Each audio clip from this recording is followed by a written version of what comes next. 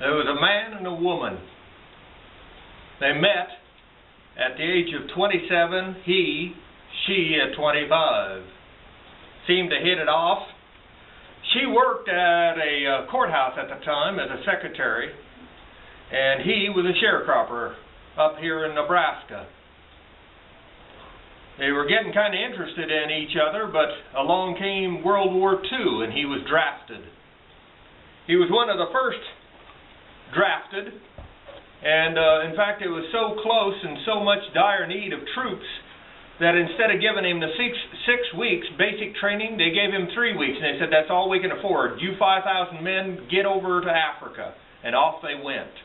Single ship, all by itself, going to Africa.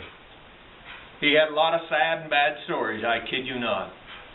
But he made it out alive. And back, and they married. Well, they tried to have children.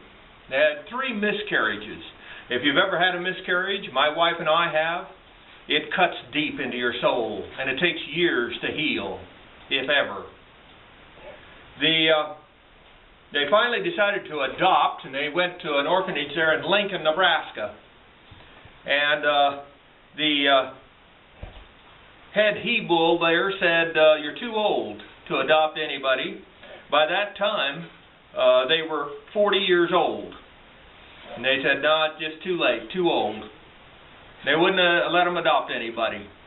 Okay.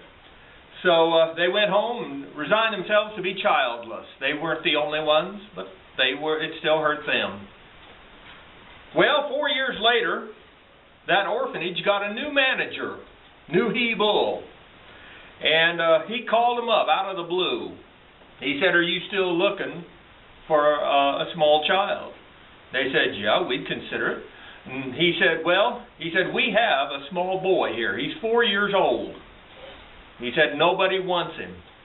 Said, we've shown him and had over 24 families here in Nebraska look at him, and nobody wants him. Nobody wants him. Said, you can't blame him, though. He'd been abused from day one. At 4 years old, he couldn't walk yet. He couldn't talk, or his speech ability was less than a 2-year-old. And he was still in a diaper. And he couldn't walk, though. It was a major thing. They didn't say he was retarded, but he'd just never been given a chance. And they said if we don't do something with him pretty quick, he's going to be institutionalized for the rest of his life. And he said, what I'm willing to do is, if you'll take him, come down here and look, and if you like him, you can take him. No strings attached, no paperwork. Just take him and try it. And any day, any time you want, bring him back, no questions asked. And the state didn't do that back then. But they did it this time, and for him. And so the older couple said, we'll take him. And of course, he also had rashes all over his body, too. So, I mean, he was a mess, that kid. And so they got to Grand Island, and they stopped, and they bought a tricycle. And they come on out here to a farm near Imperial where they was sharecropping at the time. Well, they kid-proofed the house the best they could, and they put that tricycle in the house because he couldn't walk. Within a week, they had to put the tricycle outside because he was so fast and crashing into everything that they had to, for their own safety, get it outside. Within 2 weeks, he wasn't walking.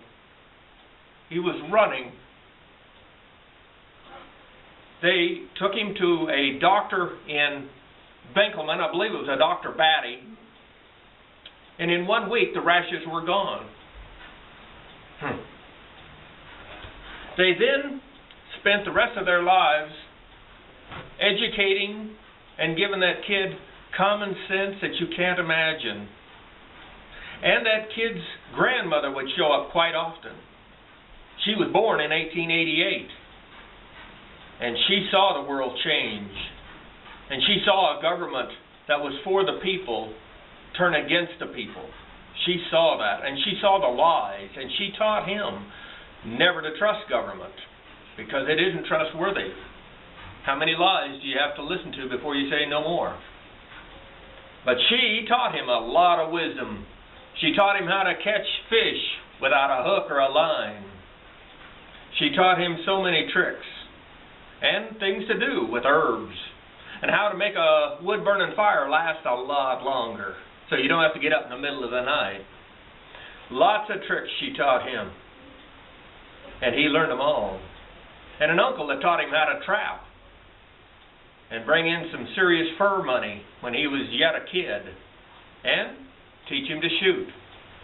And his father taught him to throw a knife that he had learned over in Africa, and spin one from hand to hand behind his back. That couple was a blessing to that boy.